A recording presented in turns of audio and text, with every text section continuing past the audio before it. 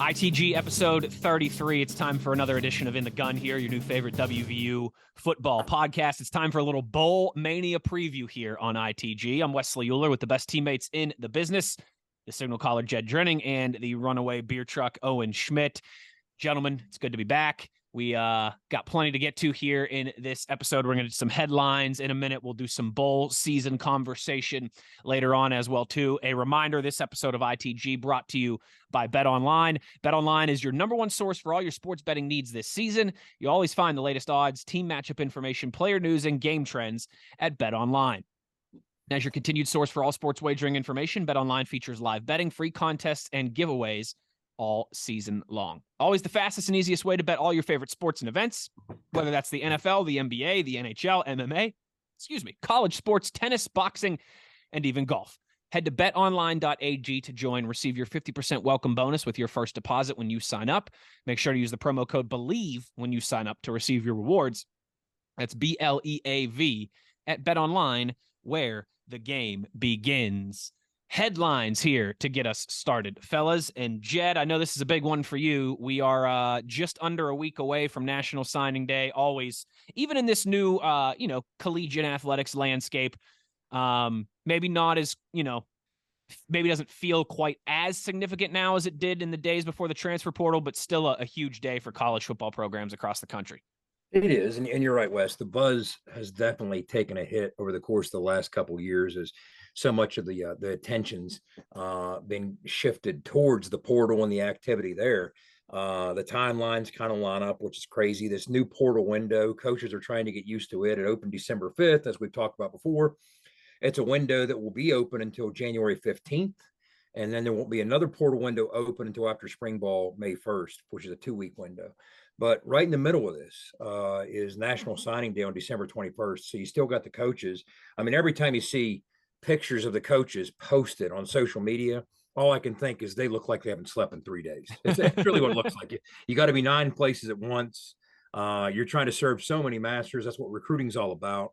But so it's interesting insofar as, this is by definition the immediate future of the program, whoever you're going to bring in and whoever you're going to sign on December 21st. So I find myself knee deep right now. This is that 2-3 week window each year that I talk about that I do finally shift gears and focus directly on recruiting. I'm watching tape all day. I'm talking to high school coaches all day, getting a sense of what exactly we're going to be bringing in and what I can expect. So I'm excited about it in terms of what I've seen on tape. I think there's a lot of talent in this class, but some teams, it seems as though, are trying to, spin both plates at once with the NSD and the portal. Other teams are more focused on let's close the deal on NSD, then shift things toward the portal. Of course, we're having portal conversations, but we don't need to take any action until after NSD's put to bed December 21st for the early signing period. But either way, National Signing Date's always going to be a pretty big day for college football. Maybe not as big as it once was. I personally, and I think a lot of coaches agree with me, I wouldn't mind seeing this pushed back to where it used to be in early February. But here we are. So it's a very busy and hectic time for college football coaches and those that cover the game. Man, while you were in depth in your mind there, I was thinking in my own mind. That's a dangerous thing. I know it is. What if,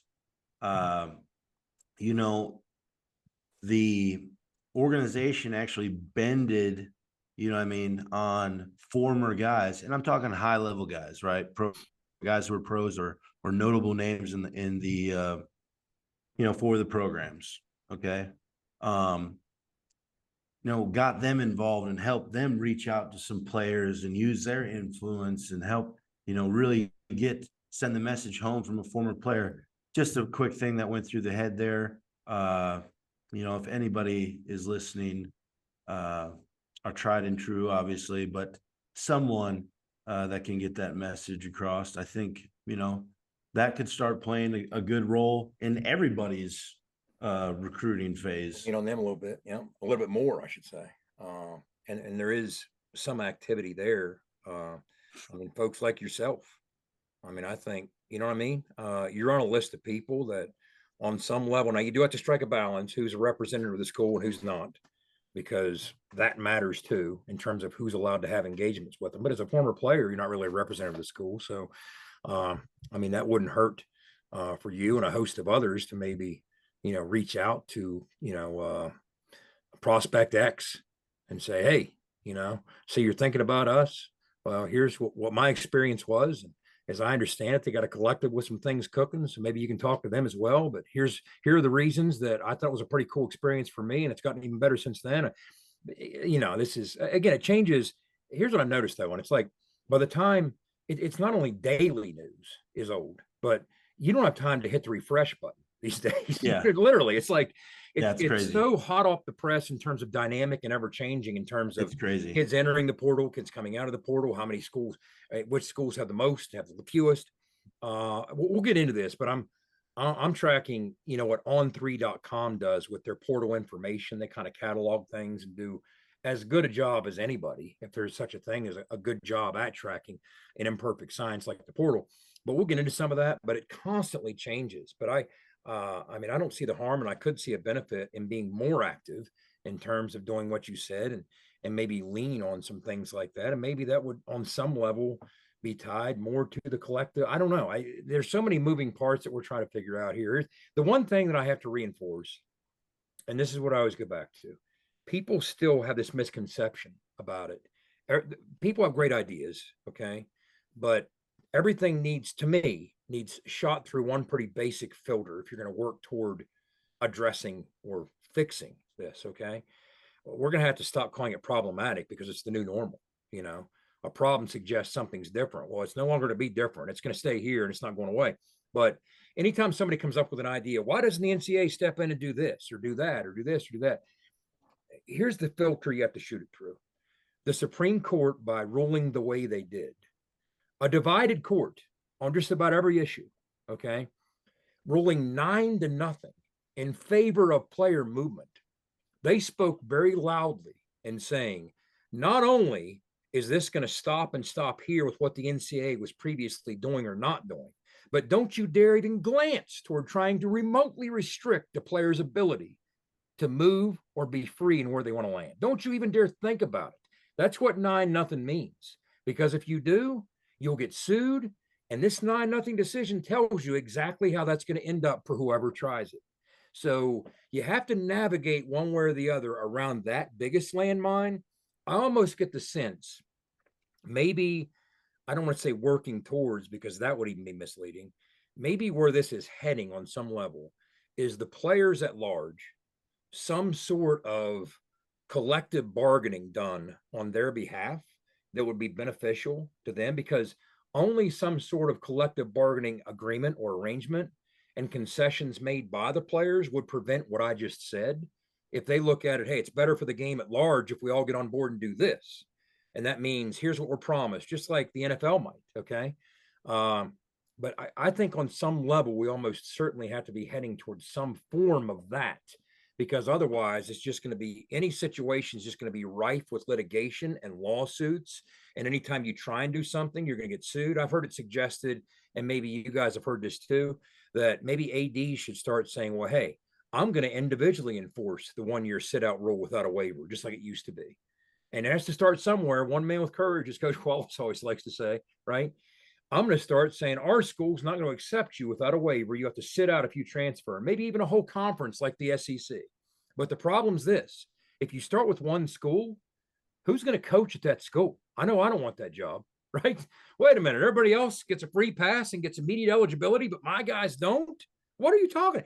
Give me a 20-year contract and I'll sign up for that, because otherwise I'm getting fired, okay? Now, if a whole conference does it, the question becomes, let's say the SEC and the Big Ten do it. Would the SEC and the Big Ten, with all the power they wield, be maybe fearful that the other conferences wouldn't, and would use that as the advantage to somehow mildly close that gap that currently exists? I say, hey, maybe the SEC and Big Ten are making you sit out, but we don't. And all of a sudden, the more attractive players end up at the Big 12, the ACC, the Pac-12. Who knows? But there's so many things to consider. But that's a long way to address what you started with and spin off of. But I like your idea of meaningful alums that played the sport at hand being involved on some level. You just have to figure out the best way to harness what that might look like, what form it might come in. But we need to do anything and everything within our power, and some things beyond our power, to give West Virginia the best opportunity to not just land talent, but most importantly, or more importantly, retain that talent once it's landed. Yeah. Well, and speaking I of think that, would be, yeah, sorry, Wes. no, go ahead. Go ahead, Al. No, hopefully they have some sort of a idea around that, or budget per se. That could be obviously, wherever that comes from, because I'm sure that costs money as well. But we just got to do things a little bit different. You know what I mean? We just got to be, and that's what makes us who we are. Yep, you're exactly right. Well, that transitions nicely into maybe a larger portal conversation. And listen, we all know that there's going to be departures, there's going to be arrivals. It's happening at every single program in the country. I think the focus is on limiting the departures that really hurt you, that really cut you deep. We had done pretty well so far in Morgantown of limiting that, but this past week, finally one of those ones that you hate to see, Caden Prather announcing that he'll be entering the transfer portal. There goes your assumed number one wide receiver coming back this year. And with Sam James and Bryce Ford Wheaton both declaring for the NFL draft now, something like 80% of your wide receiver production from last year is gone.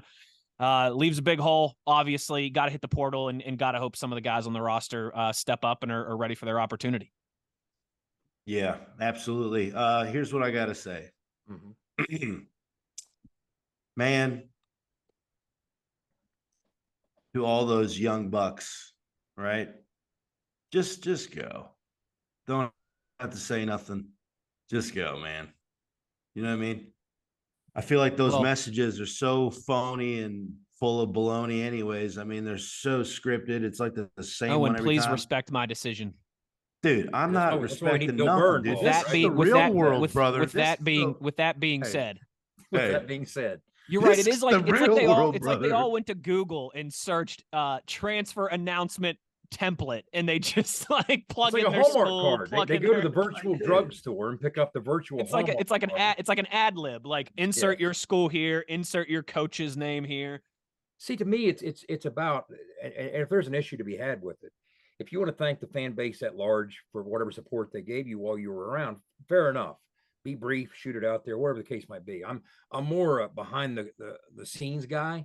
I mean, of course, you want to have interactions and messages with your teammates. And your teammates, by and large, are going to, support you in whatever decision you make. Okay, we've seen that. But also mentioned Reese Smith. Okay, we're talking receivers. Well, not 1 through 3, 1 through 4. Okay, either have entered the draft or have entered the portal. Now, what's interesting about the situation with Caden Prather, again, we're into double digits now. Okay, in terms of the kids that have entered the portal since the window opened December 5th, we're into double digits now. But we still rank somewhere. If you look at the Power 5 schools, like in the 20s, somewhere. I try and track that stuff, like I said, on 3. A&M has the most at 23, but that's hard to keep up with. It keeps changing. So there's several with 17, 18, 19, whatever it might be. But KP was really the first one that on some level you didn't anticipate. It's interesting, like JT's gone, okay? Well, they'll assign 2 different player ratings to each kid in the portal. One was the initial rating the kid had coming out of high school, when I'm talking about transfers. Yeah. And 2 is the more recent rating based on what's happened since they got out of high school.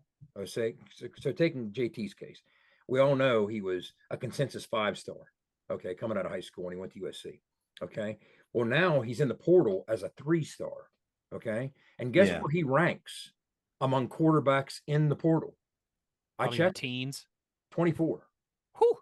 Right ahead of Emory Jones, who transferred. We were having conversations with Emory Jones, as everybody else was a couple years ago. He transferred out of Florida, went to Arizona State. Now he's back in the portal because it didn't work out at Arizona State. So he's right behind JT. I thought it was one portal move. And unless you graduate. If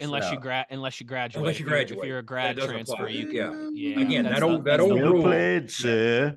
There you go. The freedom to move with a graduate with a degree is different. Okay. So at 25 is Emory Jones. At 24 is Will, and at 23 is the kid from Monmouth. Okay. Who, by the way, his last name is Musket. So how's he not be a Mountaineer, right? But he's going to UVA, it looks like. So that gives you some sense of what that market's like. So JT had the unfortunate combination of limping to the finish this year. Okay. And entering the portal once again in a very heavy quarterback market. So that plants him at 24. Okay. Meanwhile, Grayson McCall out of Coastal Carolina, it's kind of his situation looks like the best one, parked at number 1, waiting to see what kind of offers he's going to get. Who knows where that goes? But Crazy, dude. KP is an immensely talented kid. He checks every box you're looking at from a physical stature standpoint. He handles himself well. He's well spoken. He's a bright kid. He's a big-bodied playmaker that can win 50-50 balls with strong hands. He can move. How many times did we target him on a key 3rd and 8, 3rd and 9, and he snatched it, just snatched it. But there's just not very strong bond in that locker room, dude. That's all I'm saying. We only saw flashes of what he could do. It doesn't matter what he did. What did he do down the stretch? What he was. Listen, here's the deal. He was not. We built him up, and we didn't really get what we thought was going to happen. He was a non-factor down the stretch. Okay, yeah. So he was a complete non-factor down the stretch. Why wouldn't you want to stay here? Like, unless that coaching deal is completely awry or the locker room's trash, I don't like. Why are you leaving? Dude, you're about to be the dude. All right. You're going to be the dude. Like, they're going to get you the ball. You're going to be showcased. You know what I mean? At a very reputable school. Okay. Big deal. Last year was a bust. This year's a new year. I mean, how hard are you going to train to get there? Don't you want to be around like guys you already know? That's what I'm saying. Like, how strong is the locker room? Maybe the locker room is really what the issue is. I don't know. And maybe it's the locker room at the 26 schools that have lost more transfers than us, including starters and all conference players. Yeah. I'm just saying it's like, okay. Well, did he say anything to the staff? And we just said, hey, dude, you ain't cutting the mustard here really either. We're not going to give you nothing. Like, did he even come talk to us? Did we here's what I can tell you. You know what I'm saying? We had sit-down meetings Monday, Tuesday, Wednesday of last week with all the players. Now, there was a nucleus. That's what it has to come down to. You want to keep your whole roster. That's not realistic. But now it becomes down to a nucleus that you want to. First of all, looks like he's going to Ole Miss. So there's no way there's a bunch of money involved there. Right? So looks like he's going to Ole Miss. So there's no way that money was involved in this decision. But because, Ole Miss doesn't pay anybody.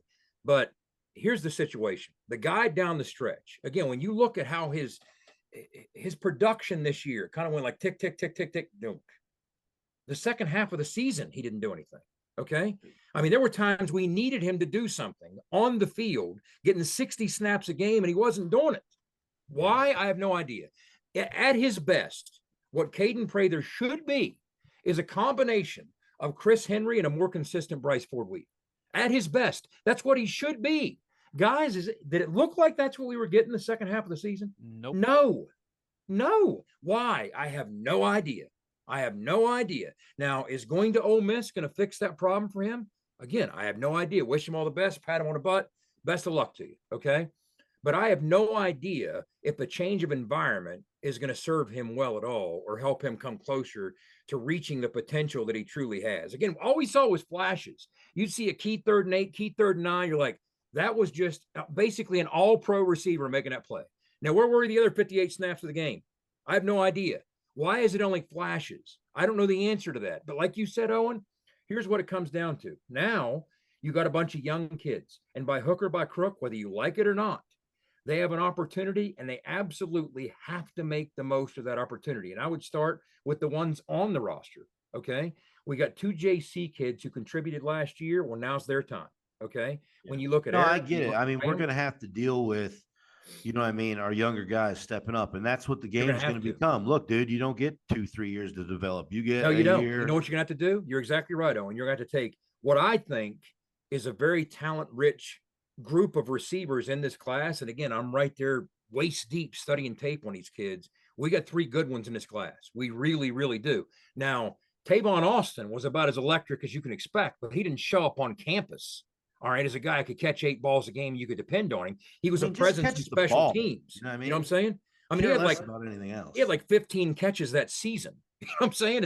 It's a lot to ask for a true freshman to show up and be that dominant of a force. But somebody in that room, collectively or otherwise, these freshmen and those returning kids are going to have to find a way. And then you know what you got to do? because this is the reality of being somebody that's a non-blue blood in this world. You're going to have to find a way to get some combination of this young talent that we expect to sign next week, the returning talent that we have in that room right now. We lost the top 4. So somebody that returns on the roster, somebody that's coming in the class, and hope that one of those guys can explode or semi-explode and make plays for us, and then they turn around and enter the market next year and you lose them, because it's certainly bound to happen, and you're going to have to do the same thing and reset and do it again next year. It's a whole different way of scouting. It's a whole different way of approaching the game, because there are 25 or 26 schools, whatever it is, I lose count every day because, like I said, it constantly changes, that are losing more than we're losing. Now there's 30 some schools or 40 that we're losing more than. You're losing all conference kids, you're losing starters, you're losing backups. It's not like we're unique. The things that are happening here are happening elsewhere just as much or many times more. So you have to adjust to that new reality and find a way, knowing, okay, now we got to find somebody that I just have it hard to believe the reality. Like, are you saying we're still wanting to invest in it? And collectively, as these meetings went, we said, dude, I mean, if you want to go, we're not gonna give you nothing. You know what I mean? We're not gonna try to help you out, get something. Here's what I don't know. In other words, I know that the coaches were sitting down, and it wasn't just our staff, it was across the country. For those 3 days leading up to that was the dead period. It was the new dead period. We're not talking about the rest of the country. We're talking about damn Mountaineers. What I'm saying right here is it's no different. The same conversation. I get what you're saying, but I don't care about. See, I don't know about that too, Jed. Like if you just look at the pure numbers, you're right. It's happening everywhere. But I don't know if other programs are losing. Take a look at Oklahoma State. Built-in starters like we have over the last 3 years. The preseason offensive player of the year. They lost the Big 12's leading tackler, but it's only West Virginia. That's Oklahoma State. They have a culture problem, right? Jed, we lost our whole defense over the last 2 years, man. Like, we've had a lot of starters. No, we're not. But that's the best players, like Texas A&M and Alabama, have a ton of guys in the portal right now, but they're not all starters like they've been for us. Woods and Mesidor and Tyke Smith. Muhammad just entered the portal. Is he considered a regular starter? Here's the deal. It doesn't matter the numbers for the Mountaineers. Yes, that's why this conversation is actual player, right? That's what matters. It's the actual player, the guy, Charles Woods, our dude. Daryl Porter, Tyke Smith, Akeem Mesidor. Our dude who went home and said no to us. No, I'm going home, man. There you go. So does that mean if CJ leaves and goes to Miami, does that mean it's okay because he's going home? It's never okay. I'm just saying it's realistic. There you go. Everywhere. And just to say, well, I don't care about everywhere. I only care about West Virginia. That's not realistic. But I don't think Owen and I agree with you on that. I don't think Owen and I agree with you in terms of starters. It is happening everywhere, but a lot of these guys are dudes that aren't playing and are going somewhere else to get an opportunity. State. And a lot of these dudes. Okay, so maybe that's one example. Like, okay, so maybe us and Oklahoma State, but not everybody is losing. Not everybody is losing starters and key contributors like we have over the last 3 years. It's been bad. Have you studied this? Off the top of my head, I can name Oklahoma State. Okay, but Jed, that's one program. That's one program. Give me more then that are losing starters. No. Give me the ones that aren't. And start Alabama, A&M, Pitt. Wait. Okay, let's Virginia Tech. Virginia Tech just got Allie Jennings and that quarterback. Virginia Tech's having a huge week in the portal, and they suck. They're worse than we are. Alabama. Let's start with them. Let's start with Alabama. Okay, Alabama has gone from a situation that just a short few years ago, they won a national championship because their starter in the national championship game was struggling. And at halftime, they tapped their backup quarterback on the shoulder and said, correct. That's why when they lose 19 guys, it doesn't matter like when we lose 19 guys. It doesn't matter. How'd they almost lose to Texas A&M this year? And lucky they weren't, because their backup is no longer as good as he was then. It's happening to them too. They're still 10-2. Everyone. That's what I'm telling you. Yes, 9-2 instead of 11-0. You're right. Yeah, but Will Anderson isn't a freshman All-American at Alabama and then transfers somewhere else like Tyke Smith did. Like that's happening more in Morgantown. When he left, he got hurt. What happened since then? Well, he's a part-time player on the national championship. Well, he might say it has. He's won 29 of his last 30 games and plays for the preeminent program in the country. I mean, Jed, I'm with you. He's been This is critical. happening everywhere in terms of big numbers in the portal. Here's what I'm saying, and let me But finish. big contributors leaving is not happening everywhere. I see it happening many more places than West Virginia fans realize. The That's entire what starting wide receiving. I mean, that's what vexes me. 1 through 4, dude. Yeah, 2 of them went to the NFL. Our entire defense is leaving. Two of them All of our went to the wide NFL. receivers are leaving. 2 of them went to the NFL. We lost 2. 2 to the Yeah, NFL, but that's not- and that's one not- that that's was not- obviously disgruntled. That's not Kevin. That's not Kevin White and Stedman Bailey leaving for the NFL. Again, maybe what you guys should do is spend significant time each day looking at the portal and studying these teams. And then if you say what you're saying, I'll agree with you. Okay, listen. What I agree with you that the numbers are everywhere. I just don't agree with you that it's the key contributors like we're losing at WVU. Closed out. Okay, all in the same positions too. So all I'm saying is look, if that's a dude that we believed in, why did we exhaust? That's the statement I need to finish. Can I finish that statement? Okay, please. You have meetings. You make the strongest pitch you have and offer every resource within your means and beyond that to keep them. And say, here's what you mean to us. You're one of our group of 5, 10, 15, 20, wherever the number might be. It's critical we keep you. It's so critical, in fact. Here's what we're willing to do for you that we've never done for anybody. Okay? That's what we're willing to do. That's the approach you take. And when he says, sorry, I got a better offer from X, Y, or Z who has more money, does that mean we suck? What else are you going to do? We had the money to get JT Daniels when he was making those demands. I mean, that's what I'm saying. So, like, here's the deal. Okay. Listen, we don't know them. We don't know the bag of money. Okay. I get that. We don't know the bag of money, what the number even is. Let me ask you this. Or what it is. On any level, here's all I'm saying. He was obviously not in the top 5 because your top 5, you're going to keep. And you're going to exhaust all your options to keep him there. Wait a minute, Jed, here's our top 5? He obviously wasn't in our top 5 because they didn't try that hard. We're going. We're spinning circles with this. Jed, you're right. We don't have the same money. If there's an open player X, Owen Schmitt on the open market. Wes, my biggest problem isn't that. Hold on. Starters, we are. But here's what happens. Just give me 1 second. A lot more teams than West Virginia fans realize are as well. That's what I'm saying. Not just numbers, starters and quality players. And when you study this, you realize a lot more teams than most fans realize are than just us. That's I agree. I completely agree with you on that. But I think we're in the upper. Sound like you do? I think we're in the upper crust of that. The portal has hurt us a lot more than it's helped us, and you can't say that about every program. No, you can say it about most. I don't know about that. You want the numbers?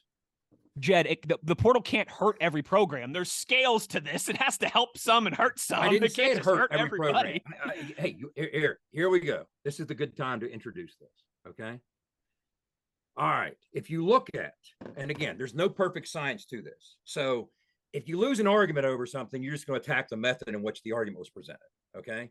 On3.com is the closest you're going to come to some kind of rating, okay? Sure. That's the closest you're going to come, okay? In other words, they have this proprietary formula. Proprietary, of course, meaning we have no idea what goes into that. Only they do, okay? And what they do is they itemize the NIL value of each school, the amount gained, the amount lost, and then they assign a rating to each school. Who did the best and who did the poorest? And when you look at the Power 5 programs, okay? When you look at the Power 5 programs, this is last year's off season, which would mean this year's win and loss record, okay?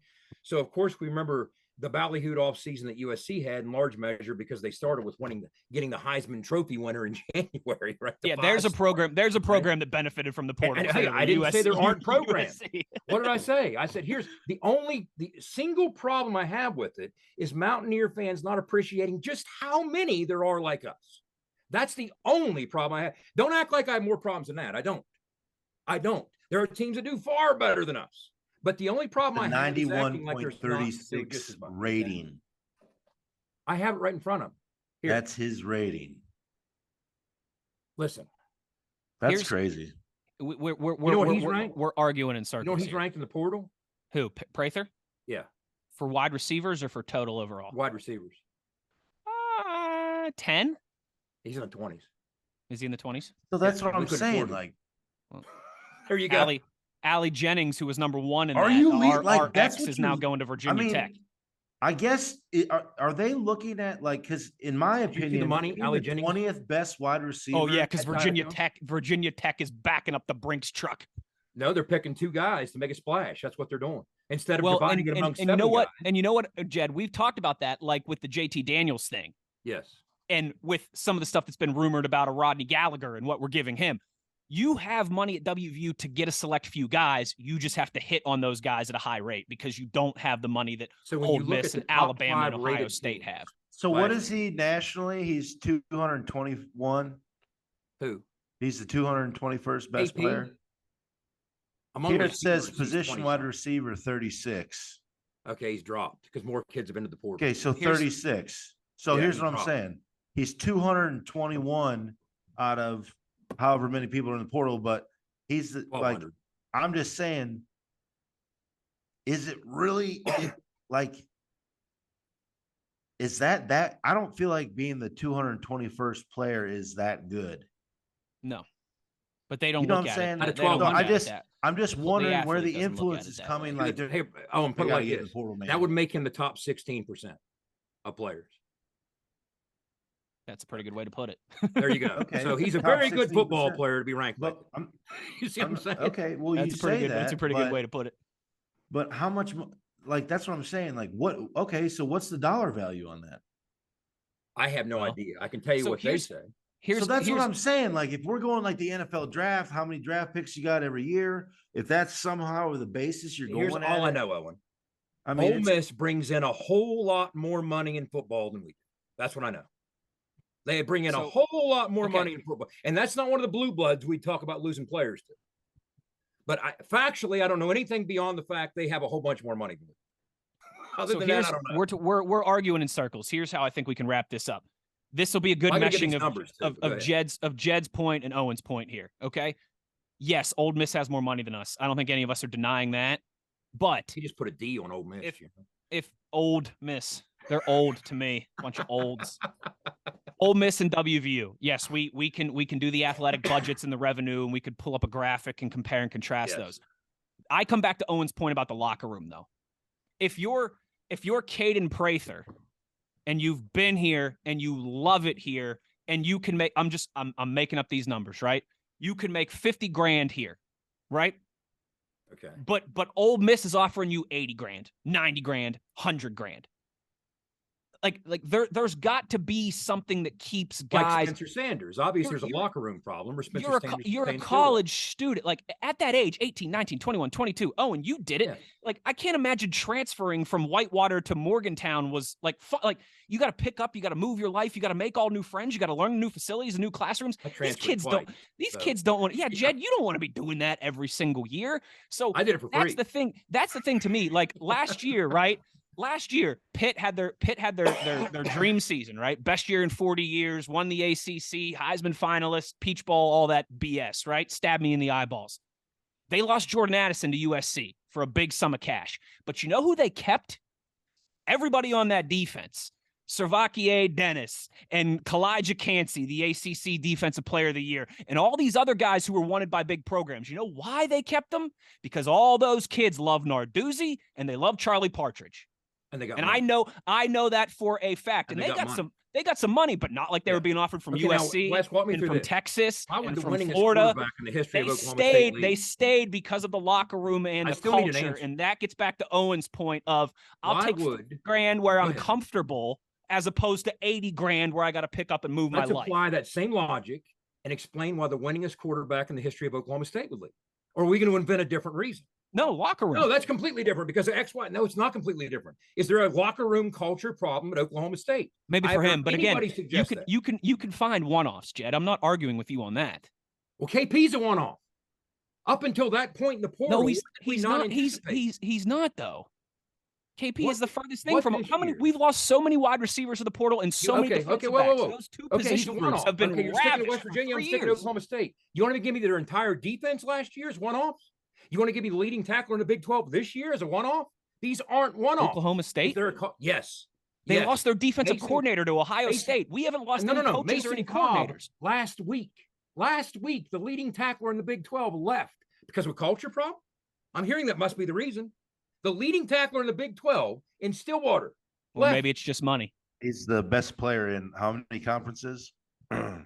He's the leading tackler in the Big 12. He's not going to demand a bunch of money. Well, we lost our leading tackler, JCS, last year, and everybody told me it wasn't a big deal because we got better guys behind him. Maybe it's the same thing for Oklahoma State. They just got better guys behind him. Yeah, wait. Was he the leading tackler at West Virginia in the Big 12? West Virginia, but still. Yes, I'm talking about the Big 12. Again, I don't care about these other schools. I care about us. It's all interlinked. It's all interlinked. You can't sit here and tell me the only reason we'd lose a good player is because of culture problem. And no, I'm not. But I'm saying if we obviously had no the culture right problem culture, we wouldn't be losing. players. Jed, let me ask you this: point blank, yes or no? Do you think that if we had at some point during Neil Brown's 4 years here, if we had won a Big 12 championship and gone to a New Year's Six bowl game and just went 8-4 this year, and that was considered a down year, you think we'd be losing guys like we were? Who did Pitt lose last year? Jordan Addison. Did they win the ACC last year? They did. So my answer would be no. No. Okay, but I'm telling you, Jed, they kept all their studs on defense who were trying to get poached as well, too. Like they once did. That's why winning teams. They kept their entire offensive line. Pitt brought their entire starting 5 offensive line back. They lost the freaking Bolitnikoff Award winner. Yes, and they brought back 19 starters. They lost their Caden Prather. Right, so you can lose a Spencer Sanders or you can lose a linebacker, but you're still bringing back 95% of your nucleus. That's something we're not doing. Who else are we losing? What do you mean? Who else are we losing? Everyone that you're talking about, all these guy that started this year, we're losing. Yeah, Jed, along with all the guys who are declaring for the NFL draft. Like, let's not tease ourselves there or kid ourselves too. That's part of this as well too. And in my opinion, guys that had mediocre seasons are declaring for the draft when they could still come back. I mean, I'm just wondering when you lose all your DBs in the transfer portal, and then you have to go out and bring in a bunch of guys who are going to be gone in a year anyways. Like, I have to at some point, this part of the conversation is going to matter. What happens to these kids when they leave? Yeah. Is that because they're great kids and they bring energy and positivity to your locker room? Or you see what I'm saying? Again, I don't care what happens to them when they leave. I care what happens to us, and what's happened to us. Pay attention to what happens when they leave. I don't, because what I care about is 2 losing seasons for WVU in a row for the first time since. You know how you get them to say, look what happens when you leave. But that doesn't work for that doesn't work for 18, 19, 20, 21. The grass is always greener on the other side. Tell me what does. What works? Winning and a culture that they want to be a part of. Jordan Addison then. Jed, that's one guy. Who got paid $3 million? Okay, that was one guy. You don't think Steve Slayton would have left for $3 million? Yeah, listen. But Owen would have stayed. Last year. I'm talking about one guy this year. But Reed Williams would have stayed. If you want Scooter Berry would have stayed. If you want to gang up and say, well, over the last 3 years, let's add them all together and act like it's a whole bunch of guys this year. This year, KP. We knew JT was probably doubtful. I agree with you. I agree with you on that. That's fair. I agree with you on that. So outside of KP, walk me through this year instead of hearkening back to 2 and 3 years ago. The players we're paying for our sins of the past. It's why we have no wide receivers. It's why we have no defensive backs. Wes, I wish there was an easy answer in saying yes. If you win, right, you're absolutely right. It's proven across the land that kids stay when you win. That used to be true. It certainly no longer is. It's not blanket. It's not blanket statement true, but it makes a difference. I'll go back to your exceptions. I'm pointing out exceptions. So are you. Many times now, winning just sets the table for kids to see an opportunity to leave. At a program like WVU, sure. And a valuable team. That's what winning does. They don't say, oh, now we're winning, I'm staying, that my market value's gone way up. No, they're like, I'm winning. Best time ever to leave. Now I'm leaving. So winning doesn't mean you're going to stay. Now more than ever, that's happening. This isn't going to change in any magical, mystical way. I agree with you on that, but there's also a reason why Grayson McCall didn't leave until his coach left. He was staying because of Jamie Chadwell. He wasn't going to leave. And you know what? Unlike you, Wes, I like exceptions. And that's an exception, not the rule. I like exceptions. I don't hold them against you. I like them. I'm telling you, though, that's not an exception. I know for a fact those Pitt offensive linemen and that defensive line that ate us up on that Thursday night in September had big money offers from other schools. Wait a minute. The Pitt defensive line that we ran for 200 yards on? Well, they ate us up? Okay. They ate us up when it mattered. I didn't see him eat us up. Kalijah Cansey, you're going to see him be a top 60 pick on draft day. And this is why I found this so curious. When you look at the top 5 rated teams in last year's portal in the offseason, in other words, starting with USC and working your way down, those top 5 teams put together a record this year based on last season's portal activity of 40-22. When you look at the bottom 5 teams, okay, in the portal, guess what they were? 49-13. So they did better than the top 5 teams. When you look at the top 10, let's expand before we explore this. The top 10 teams had a better winning percentage than the bottom 10 teams. Here's what I learned in studying this, okay? You can still win if you don't win with the portal if you're a blue blood. Guess who didn't fare well in the portal? I'll tell you who didn't fare well in the portal. Georgia and Ohio State were among the bottom 3 in Power 5 in the portal, okay? Michigan didn't blow by skirt up. They were 39th out of 65 P5 teams. Guess who did fare well in the portal? And this is why it's going to matter. Who you bring in the portal. The only other playoff team, the one I didn't mention that's not a blue blood, was who? TCU. 10th in the portal. They had to do well. The blue bloods didn't. The blue bloods got in without doing well. They can still find a way. Now, not always. Look at Miami, look at A&M. Of course, there's exceptions to that. But what that shows us is Georgia just went undefeated after finishing dead last with their portal rating, okay?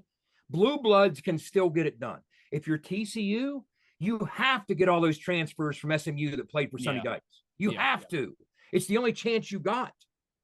So it's not that TCU kept all their players. They kept key players, the ones that mattered to them, the ones that did help their locker room, okay? So they did a good job in bringing in new talent and retaining whatever talent they thought could help. So that's what I learned in studying all these different teams. And again, there's teams that do way better. Even last year, JT helped our rating in the portal, and we were still a middling team. We were only in the 30s, okay? There are a bunch of teams that did way better than us. Obviously, USC's the poster child. USC almost made a CFP appearance after a 4-win season because Lincoln Riley tapped into the portal, almost exclusively because Lincoln Riley tapped into the portal, right?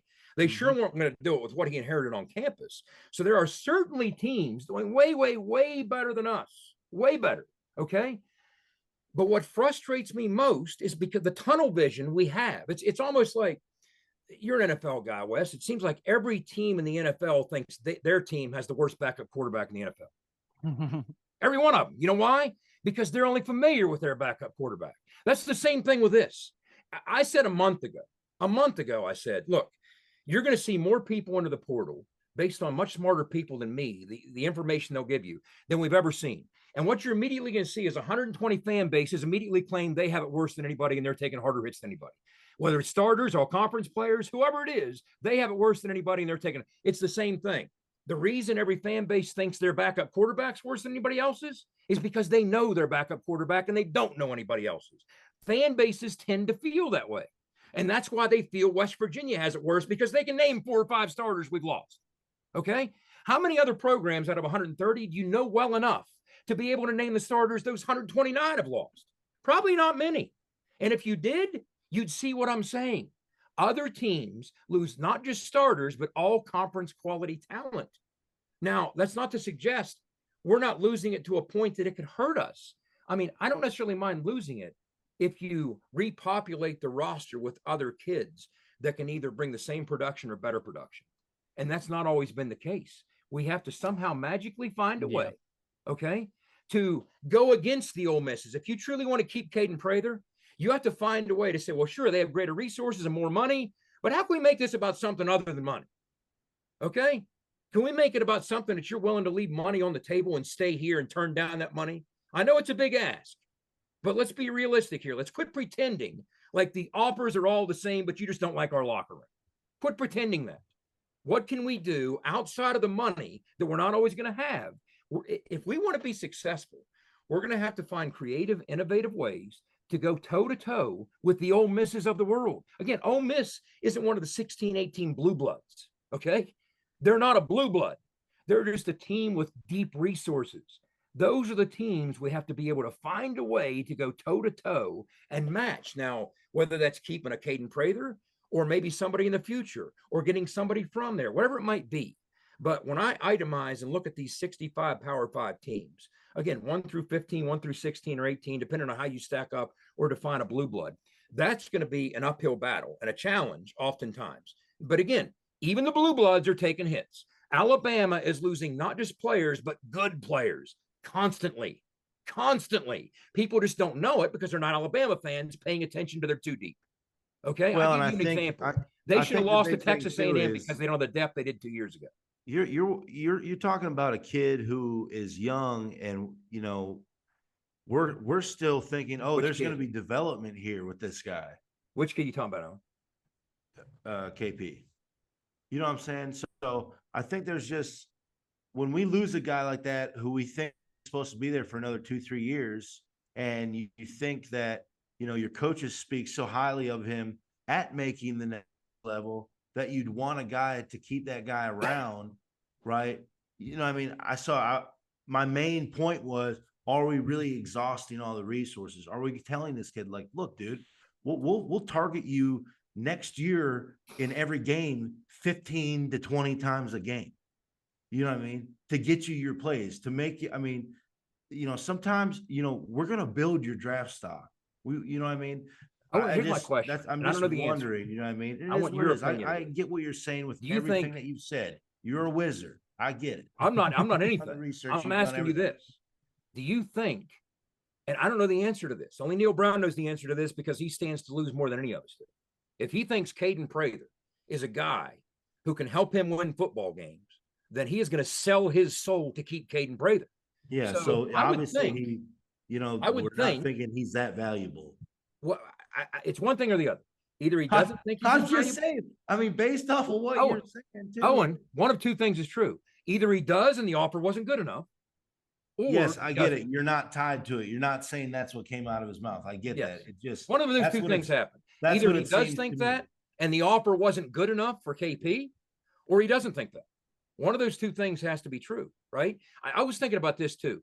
I was thinking, okay, there feels like this sense of, I don't want to use the word betrayal because the players at large are doing what's best for them. Okay. They're loyal first to their family. When we talk about loyalty, it starts there. You're loyal to your family and then to everybody else. Locker room, on that line. Okay. But fans feel betrayed when a player leaves them, especially to go to another school. Okay. So I was trying to think what in my lifetime might be analogous to what we're experiencing with all this player movement to and from all these programs. You have all conference players leaving. There's players for Tennessee not taking part in the BCS, well, not a BCS game, a New Year's Six game. Okay. This is just unprecedented time. So what I asked myself, what's the closest thing I remember to feeling that? Okay. And here's what I came up with.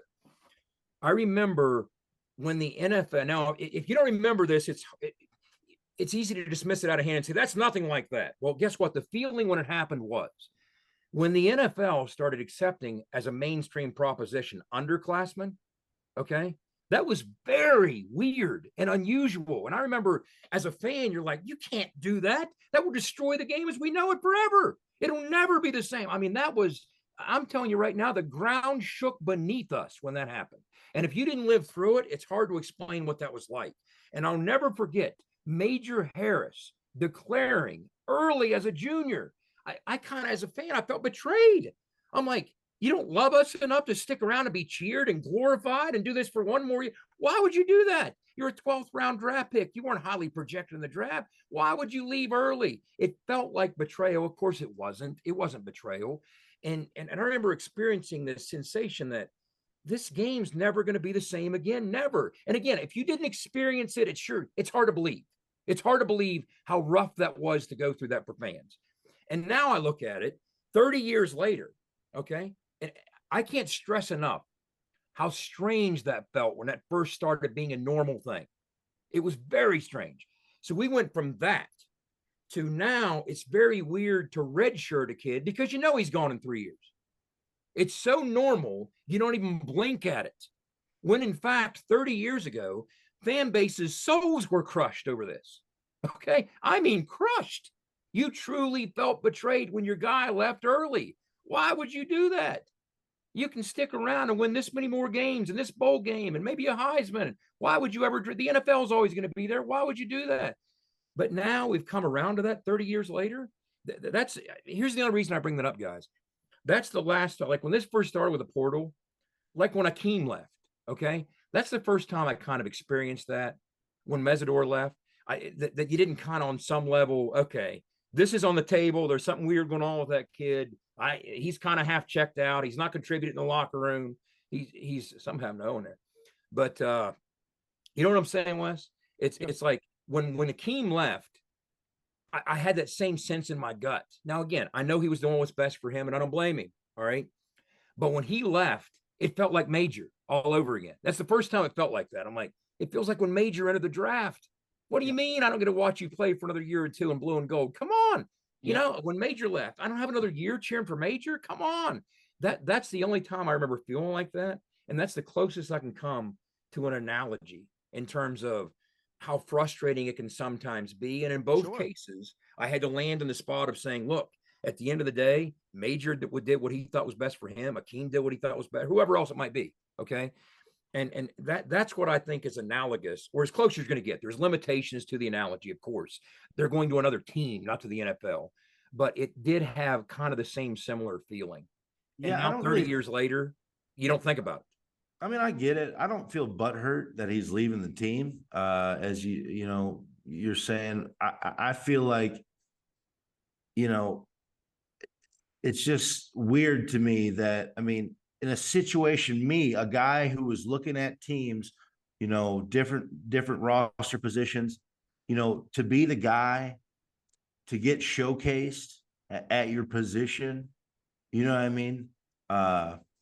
And have the opportunity to, be in that kind Three of a the spot. top four, You know like what I you mean? said, Owen. Three of the top four aren't coming back. It's just really crazy. I mean, it could have been all about him, right? And it's almost like, well, it's not all about him. I mean, I'd say the same thing for all those guys in terms of his opportunity. Yeah, but that's what I meant.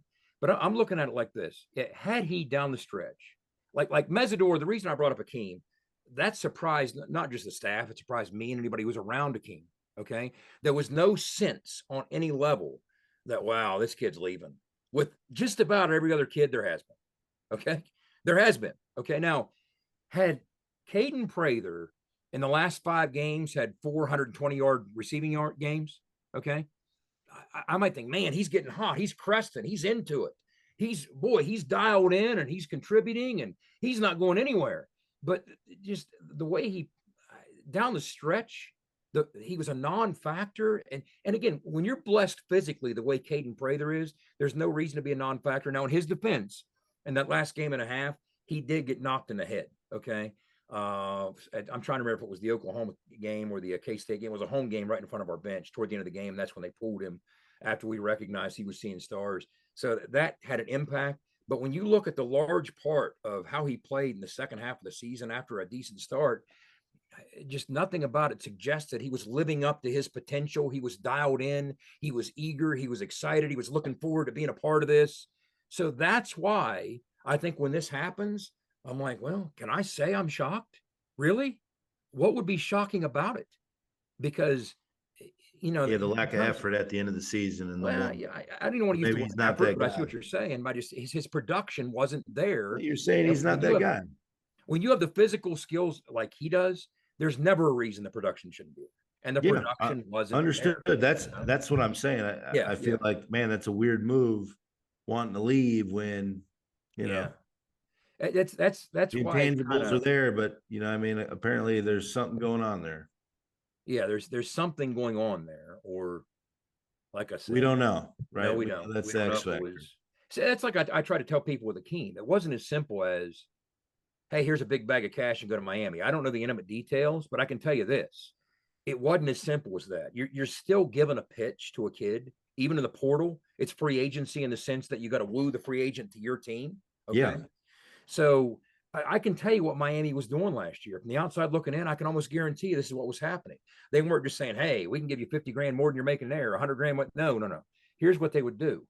If I'm on staff Miami, here's what I would do.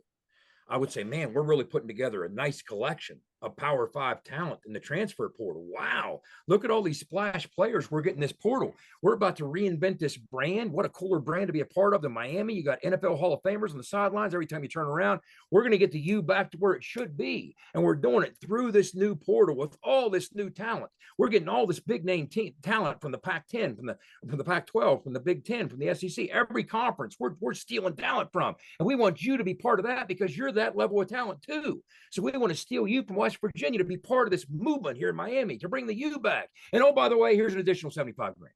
That's where the 75, whatever the money is, I have no idea. That's where it comes in. You don't just come out and say, hey, here's some money, come down here. No, you give a strong, compelling pitch, okay? Very strong, very compelling, just like you would when you're recruiting him, because that's what you're doing again. Then you throw the money, right? That's what happens. And I'm sure on some level, that's what happened with Lane Kiffin. If in fact it's Ole Miss, I don't even think that's official yet, but that's what's going to happen. So you're right, Owen. One of two things happened with Caden Prater. Either we valued him as one of the most critical parts of this team moving forward, and we made the strongest offer we possibly could, and he said, nope, not good enough, and moved on, or we didn't. One or the other is true. Yeah. And maybe we'll find out one day. Yep. All right, well, that's it for this episode of ITG. We'll talk to you guys next week. Oh, wait, we got more to get to? When the 30 comes out. We got to take a break here. This is going to be the longest podcast in the history of our 33 podcasts here on ITG. Owen Schmitt, Jed Drenning, Wes Uhler, you are in the gun. I'm talking with J.R. Toothman of Toothman Ford. J.R., everybody knows a lot of pro athletes buy from you. What's the secret? Just like Will Greer, future Hall of Famer Frank Gore, James Washington, and many more pros, these guys have financial advisors that are always looking out for them to save time and money, and that's why they always shop at Toothman Ford. And what if you're like us regular folks that don't have people giving us advice? You don't need a financial advisor. Toothman Ford will save you time and money no matter who you are. Plus, we'll buy your car even if you don't buy from us. Visit toothmanford.com and get a quick, instant cash offer. That sounds like a score to me. That's right. And as always, we'll take anything in trade from chicken wings to Super Bowl rings. Toothman Ford's got a lot of fans. Here's another one, Dallas Cowboys QB Will Greer.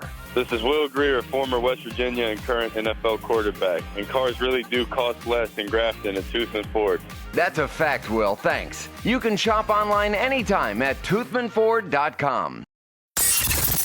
Let's go, Mountaineer fans. You're tuned in to In the Gun with Wes, the Runaway Beer Truck, and the Signal Caller. For nearly 20 years, Fortis has been the nation's leader in providing guaranteed roof performance programs for commercial buildings. Fortis offers roof performance solutions that feature extensive initial and ongoing reconditioning for commercial buildings as an alternative to traditional replacement, with long-term performance guarantees that are backed by global leader Lloyd's of London. Fortis offers a comprehensive range of roof performance management programs that provide financial security, extend the life of our customers' roofs, and make a significant impact on ROI. Fortis is currently improving performance and increasing ROI for customers at more than 4,800 locations, with more than 140 million square feet protected, including many Fortune 500 companies that have turned to Fortis to save money, gain financial certainty, and extend the life of their existing roofs. Fortis has helped customers save more than $520 million in capital roof replacement costs for an average ROI of over 250%. To learn more, visit fortis.us.com. Fortis, roof performance and financial certainty guaranteed. Back in the gun here. This is episode 33 of ITG. If you listened to our previous episode, we were fortunate enough, pretty cool, to be joined by Jeff Triplett, who was a West Virginia man who was a punter at Navy for 4 years. He came on while he was outside of the Coliseum, actually, for the WVU Navy basketball game last week. Gave us a little breakdown, some fun stories and everything. His Navy midshipman, obviously heartbreak this past weekend in what was just an absolute thriller in Philadelphia. Army coming out on top in double overtime. And I tell you what, it's bucket list for me to go to one of these games, fellas. If you were someone that, like, I work with a guy, Mike Pursuta, he's the DVE morning show sports host here in Pittsburgh. He was at the game. It was his kind of bucket list, first time going. He's in his 60s. and he was just all day Sunday. He talked my ear off about how great it was, and I just amazing. I mean, that game never disappoints, but a double overtime one playing out like that, that was a pretty cool edition of America's game. And oh, by the way, we mentioned this last week. Finally, at long last, after 16 straight years of the under being a winner in the Army-Navy game because of the overtime, because of the double overtime, the over hit. It was like, I don't know, what was it, Wes? Under 31 or something, and the final score is 31.5, I think, something like that. But it was an interesting game, Owen. We had a great guest on last week, Jeff Triplett. Of course, he was really eager and excited to be taking part when I talked to him last week.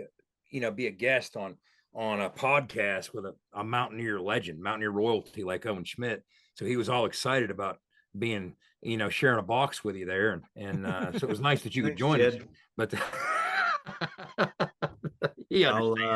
I'll make sure and call my boys from up north, and actually I'll call blame Santa Claus, Mr. right? Tristan Kessler, the business manager at the Elkins facility, and make sure there you go. Give your packages. Actually, I'll make sure he puts them on hold so you have to come to the facility and pick them all up.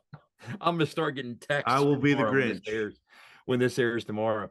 But no, Jeff got to go to the game. He got to take his son, and he and I were texting during the game. He's texting me some pretty cool pictures of the game, and I'm watching it on my phone, and I'm giving him some things about the game that the broadcast saying that he didn't know, like that 77-yard run was actually the longest Navy touchdown run in the history of the entire series. So you had a game that was a defensive battle throughout 60 minutes for the balance of 60 minutes, and then they get to overtime at 10-10. And touchdowns on the first two plays. The first play by Army's a touchdown. The first play by Navy's a touchdown. And then that poor kid for Navy. Oh, on the 1-inch line, Owen. The Army kid strips the ball, and on the 1 end, he was just in tears on the sideline. I'm like, I can't even imagine this. So 20-17, Army. Congratulations, Army. Meanwhile, in the locker room after the game, Navy fires Coach Ken, the winningest coach in the history of Navy. Pretty crazy. Fired in the locker room. It's crazy. I got to see a game at Navy when I was a freshman in high school, and pretty cool experience. I bet that was. Like Wes, like you said, that's a definite for sure bucket list. That's in Philly too. So he invited us, Owen. Yeah, Owen, he invited us. We got an invitation now. He said he'll get us tickets. He invited us. He wants the ITG crew. We'll have to go one of these years. Dude, that'd be great. Kyle Eckel was the fullback when I believe I was in college at the time. Well, we're gonna pencil, like, people a lot of times make offers and you say, "Oh, thanks. Yeah, I'll take." That's right. Yeah. Tell Jeff, Jed, you text Jeff and you tell him we're taking him up on that offer. We're taking an ITG field trip. Justin, is Graham Harrell going to Purdue? You know what, Owen? I mean, geez, Louise. Do you have to bust that out right now? I mean, geez, Louise. I was going to try and set that up during our next commercial break, but yes, we have breaking. My bad, dog. I mean, you guys. Hey, he can't keep a hat on you. Yes, according to ESPN, Graham Harrell, just as of about 12 minutes ago, as we record this late Thursday evening, is set to be hired by Purdue as its offensive coordinator under new head coach Ryan Walters. Oh man, there's Ryan Walters. Here's what was obvious. So as if this marathon episode of ITG couldn't here's what was obvious at Purdue, guys. And it was interesting. Within the last 24 hours, they hired a special assistant coach in Drew Brees. Okay. Yeah, I see that. Well, Ryan Walters, a guy with a defensive pedigree. So what was very clear in the interview process, he told the AD, he's like, he gave a list of names that he would be targeting because the AD wanted some sense of offensively what they were going to be doing, because he's going to be completely hands off with the offensive side. He's a defensive guy. And if a defensive guy is going to get a job, part of the conversation in the interview process is going to be, who's your OC? Okay. So here we go. Lord, man. But, I want to get back into coaching. Right, you need to get back into coaching, man. You can make a quick couple mil. Yeah, maybe in Morgantown at this point, right? I mean, oh gosh, this episode. Maybe they'll hire inner resources, and Jed, you'll be the OC. This episode is just off the rails. My goodness. As Chad Scott's assistant running backs coach. I'm just saying, dude. Maybe, I mean, who knows? All right. Tighten it up here, boys. Color in All between the lines. All right. Color in between the lines. Heisman reaction as we wrap up this segment. Caleb Williams, surprised, not surprised, deserved, not deserved. You got 60 seconds. No, I can't say I'm surprised. It's interesting to me, Owen, that we talked about the portal. We talked about the offseason. One of the first major acquisitions made this past offseason was Caleb Williams, of course, following Lincoln Riley to USC. And it turns out it was a major acquisition for a reason. He ends up winning the Heisman. I was pulling for Max Duggan. I thought it was a great story. I thought he had the numbers to back it up, but it's hard to argue against Caleb Williams' numbers too. But it comes down to this. I don't want to get into a larger discussion because I know we're trying to streamline this. What is the Heisman? Is it the best player on the best team? Is the best player in the game? Is the most valuable player? That's a discussion for the offseason. But yeah, it's usually the most outstanding quarterback, right? Unless there's like a running back or wide receiver that occasionally creeps into there. Yep. But yeah, I'm with you, Jed. I mean, 37-4 touchdown to interception ratio is tough to deny. Particularly, he's got 10 rushing touchdowns as well. Dude accounted for 47 total touchdowns and close to 5,000 yards. That's tough to deny. It wasn't that long ago, guys, that the Oklahoma crowd was booing Spencer Rattler last year when we were there because they wanted to see Caleb Williams because they had not yet seen him really. It seemed like yesterday here he comes into the Texas game, saving the day last year. What a whirlwind it's been for him, really. But no doubt. Now he's just got to figure out what he's painting on his fingernails to start next season. His mom. There you go. We're gonna take another break here. We come back. It's bowl season. We'll do a little bowl mania. Oh, geez, I can't talk. It's getting late. We'll do a little bowl mania as we'll give some picks on the bowl games that all get started this week. We'll do that when we return. On the other side, you are in the gun. Game day got you on the go? We get it. GoMart is here to keep you going all season long with stores throughout our home state. We're a proud West Virginia-owned company, and our friendly staff is committed to serving our communities. From fuel to freshly brewed coffee and snacks, a stop at GoMart to cover your game day needs is always a touchdown. Plus, GoMart Rewards members earn points with each purchase to redeem for discounts on gas and free items. So stop by, start saving, and stay on the go with GoMart. Mountaineer Nation, have you visited us online? For great gifts and gear and our entire episode playlist, check out itgfootball.com. It's the most wonderful time of the year. It's the holiday season. It's the bowl season. Bowl mania, ladies and gentlemen.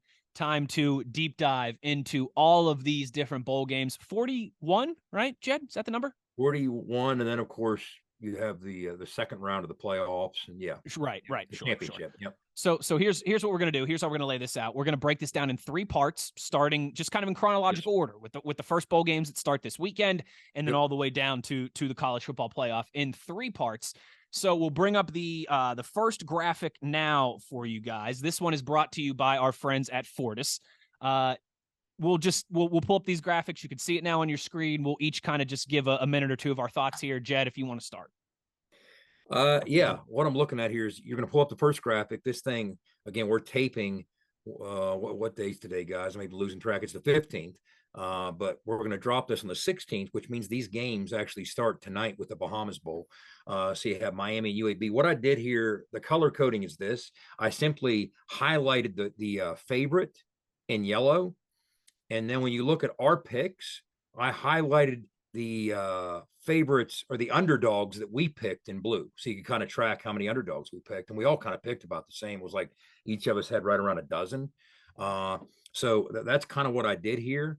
And to me, one of the ones, strangely enough, that jumps off the page on the first section might be Texas, San Antonio, Troy. That's 2 teams with both on a 10-game winning streak. Mm-hmm. Dude, that's tough to roll with, tough to pick.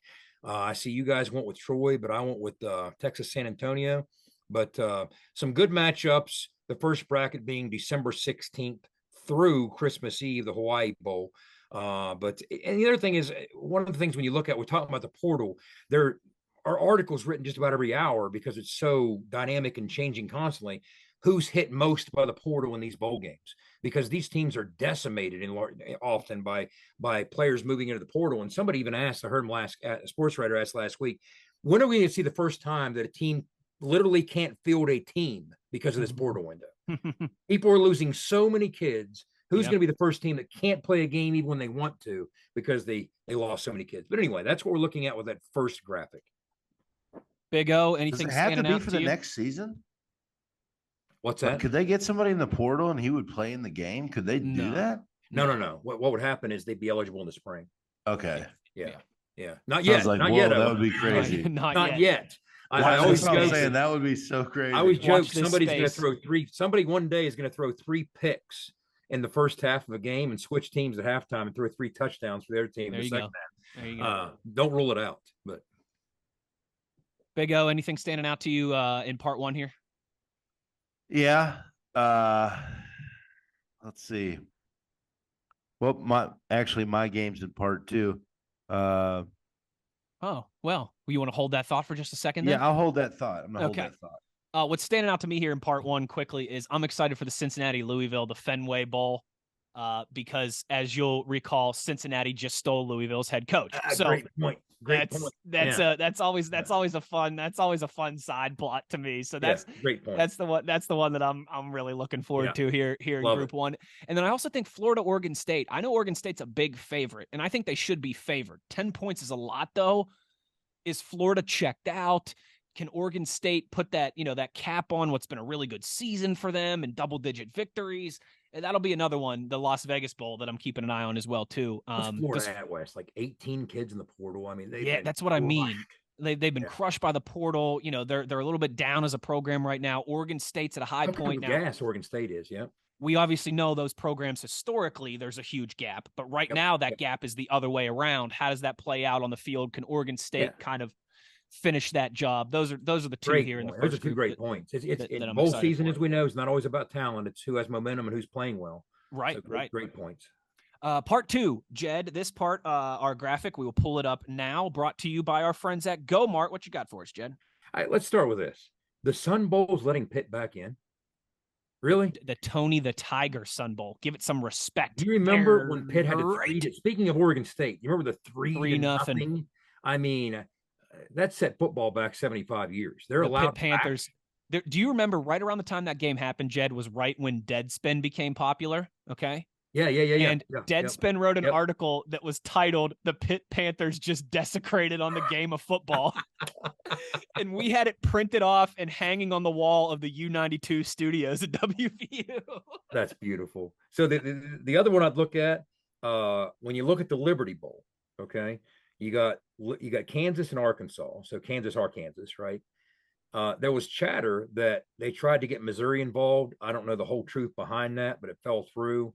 To get that Kansas-Missouri rivalry renewed in that game.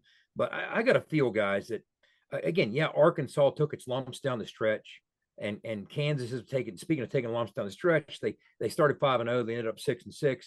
But doesn't this have to mean something to Kansas? They're in a bowl game for the first time since Moby Dick was a guppy. Come on, guys. I mean, you know what I mean? This has to mean a lot to them. So that's another one that intrigues me. A lot of good matchups throughout the course of this. Of course, the plot starts to thicken the closer you get to New Year's, and this is creeping right up on that point with the Gator Bowl, the Arizona Bowl, the Orange Bowl, all these December 30th games. Tennessee, Clemson. Again, Tennessee, their top receiver bowing out of the Orange Bowl. They haven't been to a major bowl in how long? That's where these kids are now. That's where they are now. You don't judge things or reckon things the way we once did just a handful of years ago. Owen, thoughts? You had something here in part 2. No, like you said with the kids, though, man, it's a shame. It's come to that. Well, you guys, Owen, you guys going to the Sugar Bowl and the Fiesta Bowl and the Gator Bowl and putting exclamation points on all those seasons. Like, that's just such a long lost feeling now. It's only been a few years, but it feels like a million years. Like, I remember that, you guys, 2005, you guys go 11-1 and it's a great season. Right. But it's like, it became a special season because you were able to go down there to Georgia and put the cherry on top of that. You know what I mean? And that just doesn't happen anymore. Even the Gator Bowl, Owen. That Gator Bowl put a good. It was an exciting game, right? It was an exciting game, and I mean, a huge Pro Bowler with Megatron played in that game. Comeback. I mean, it was big comeback. It was good stuff. I think bowls will become relevant when they go to the 12-game playoff, and honestly, all these other bowl games, get Get them out of here, man. Just get them out of here. If you want, if you want it to be relevant, look, you're playing for a championship now. That's the difference. Now there's something on the line. But it's a goodie bag. Otherwise, you know what I mean? That's right. That's all that's all it is. So, yeah, it's cool to go other places. I loved. Don't get me wrong. We were fortunate to go to two big BCS bowls. I thought the Gator Bowl was a classy bowl. I liked it down there. We played a good opponent in Georgia Tech. It was a good, we came out on top. It happened to be the same score as the score against Georgia. It was a lot of fun, good experiences. But, like you said, this is uncharted territory. It's not the same game. We can't look at it the same way. Yeah, we can look at it and say, back in my day, we used to, it's just not like that anymore. So it's unfortunate because you'd like to see those kids as competitors, but it is what it is. The scheme and the landscape has changed. Real quick, there's one step missing. Scotty's winning though, baby. I can't wait to watch that game. And screw you guys. We got I have both of you targeted on that game. Here comes the cheese eater. Here it comes. Pucker up and kiss it, Whoville. You know what I said, Owen? I was going to go with them, but they didn't hire Jim Leonard, so I said, screw them. That's right. Yeah. That's right. Well, where do you stand on that now? All right. What do you got to say now? Huh? They still got hey, I don't know about you, but Wes and I are Jim Leonard guys. We're Jim Leonard guys. Yeah. So somebody on this podcast has to be. That's right. We're going to spend time in the off season, but in 5 seconds, again, my grand plan: take the 12-team playoff, a 16-team NIT in addition to it, structure the critical bowls as part of that, plus home field games in the first round of both. Then take the rest of the bowls, 80% of them, last weekend of August into the Labor Day weekend, 2-week extravaganza, the greatest start to any sport in America. Have those bowl matchups as kickoff classics to start the season instead of finish them. Fans will be excited. Players will participate. Moving on. It's going on the list. There you go. Of off-season content. Although, who am I kidding? We're doing almost 2 hours here on this episode. Like we're gonna need. We're gonna need anything. In the Gator Bowl, I'll toss back West with this. What I remember about the Gator Bowl was this: we lost to South Florida, and that was a season coming off the Sugar Bowl. Man, the sky was the limit. We had championship aspirations. We could have been and there. That loss to South Florida derailed those aspirations. Yep. But back then, the Gator Bowl was the opportunity to kind of make that right. Yeah, that's what I'm saying. Now, what's changed? Gator Bowl was still it was still a bigger bowl. Yes. Yeah. Now, when that happens, because they checked out of their opportunity at the championship, they just kind of shrug, meh. There is no making it right. They don't do that anymore. The Gator Bowl win made that right, especially the way it happened with the big comeback. It felt good to end that season that way, whereas it otherwise could have not felt. 2008, 2008's even the ultimate example of that. 2007, 2008, Jed. I told you guys after the loss to Pitt.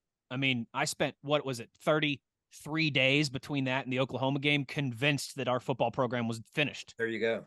And then Owen and the lads pulled me out of my depression with that big win over Oklahoma. Like, you're right, that doesn't happen anymore, and I get it. I'm not naive, but it also for people like the three of us that really love college football, and I think it's safe to say we like it more than the NFL. Like, it's our football's a Saturday thing for us. I make my living on Sundays, but it's business on Sundays, pleasure on Saturdays. And yeah, it just sucks that that's not the case anymore. But does. As the legend Tony Soprano would say, what are you going to do?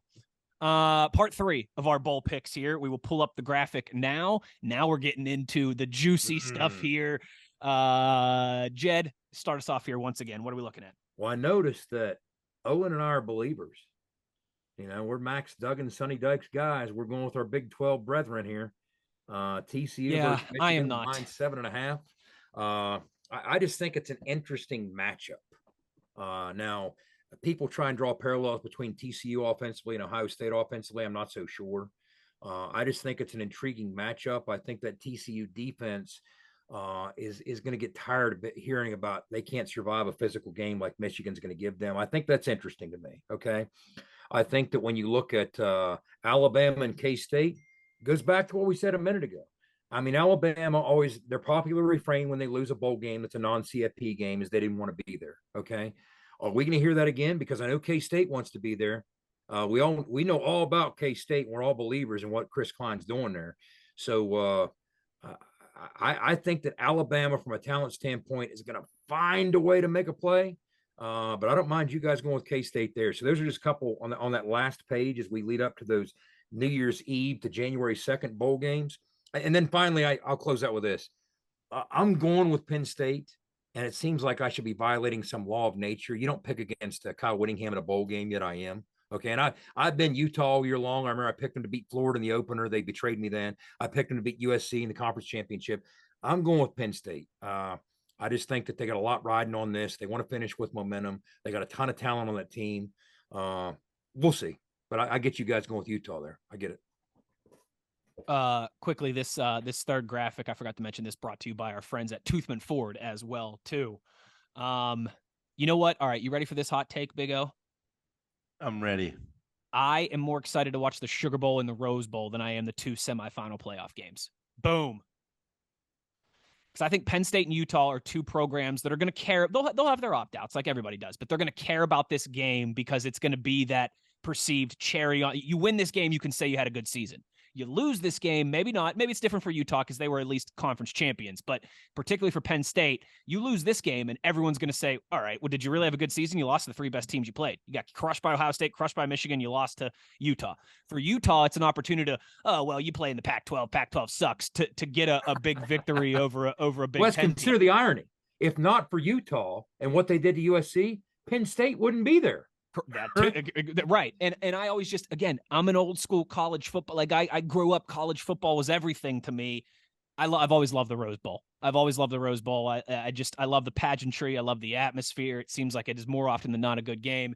And then Sugar Bowl too. You know, it feels like a lot of people have been talking trash on Kansas State.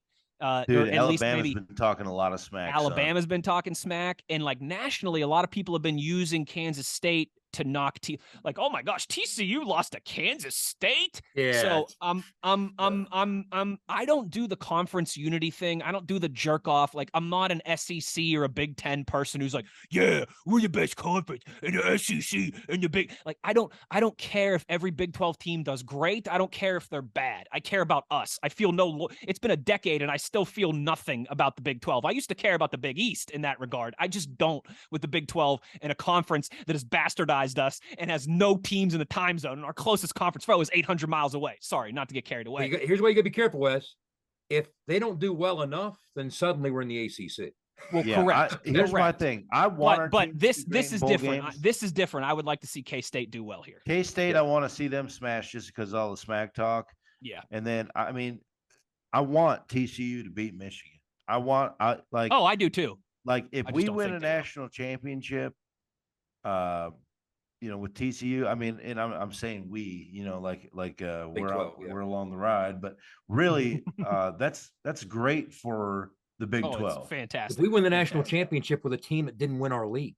Yeah. So, it's a big deal, you know what I mean? And then honestly, all them bowls are going to be good bowl games. Sure they are. But you know what's going to happen if Kansas State does win, you guys know what's going to happen, right? Already. People are going to say, Alabama didn't care. Mississippi State, Illinois guys, are we all going with Mississippi State for the same reason? How are they not supremely motivated right now with the Mike Lee situation? Come on. It's because otherwise Illinois is nasty on defense. That's kind of a good matchup for them, I think. But I just think Mississippi State's going to bring it. I'm with you too. Illinois just lost a couple coaches from their staff as well too. So I'm with you on that one. All right, gentlemen, we're going to get to our last break here. We come back on the other side. We will close this thing down. You are in the gun. For nearly 20 years, Fortis has been the nation's leader in providing guaranteed roof performance programs for commercial buildings. Fortis offers roof performance solutions that feature extensive initial and ongoing reconditioning for commercial buildings as an alternative to traditional replacement, with long-term performance guarantees that are backed by global leader Lloyd's of London. Fortis offers a comprehensive range of roof performance management programs that provide financial security, extend the life of our customers' roofs, and make a significant impact on ROI. Fortis is currently improving performance and increasing ROI for customers at more than 4,800 locations, with more than 140 million square feet protected, including many Fortune 500 companies that have turned to Fortis to save money, gain financial certainty, and extend the life of their existing roofs. Fortis has helped customers save more than $520 million in capital roof replacement costs for an average ROI of over 250%. To learn more, visit fortis.us.com. Fortis, roof performance and financial certainty guaranteed. If you enjoy In the Gun, you'll love ITGFootball.com. Spread the word. Tell an ear to tell an ear. ITGFootball.com. Well, folks, that'll do it. I mean, you talk about this is a good episode, if I do say so myself. I mean, we had a lot of different topics. Jed and Owen and I think maybe for the first time in podcast history, we had some real disagreements here. Don't worry, we're all still friends. All right. That's what we do in these. We weren't quite Skip Bayless and Shannon Sharp, all right, Yeah, yelling at it's each cheer other. to Skip, right? What trash that was. Did you see that? Did you see that, Owen? Oh.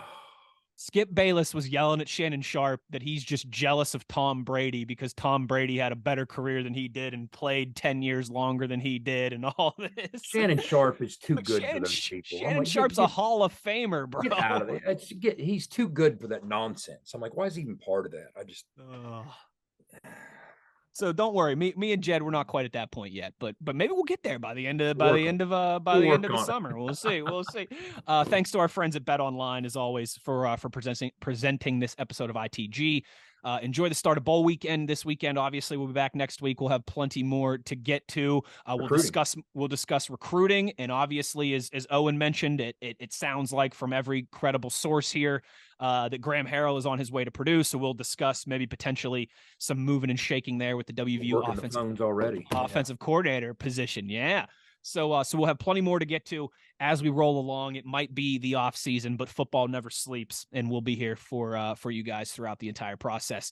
Follow us on all your social media channels, In the Gun Podcast, Twitter, Facebook, Instagram, YouTube. If you want to see all of our beautiful mugs, ITGFootball.com. We got some gear, some merchandise on there if you're looking for some last minute Christmas gifts for your loved ones. And as always, subscribe to our YouTube page. Yes, because when we hit 1,000 subscribers on our YouTube page, we're going to do some cool giveaways. Yeah. And as always, be an ear, tell an ear. That's all we ask of you, of your new favorite WVU football podcast with the best teammates in the business, Owen Schmitt and Jed Drenning. I'm Wes Uhler. Thanks for listening to this edition of ITG.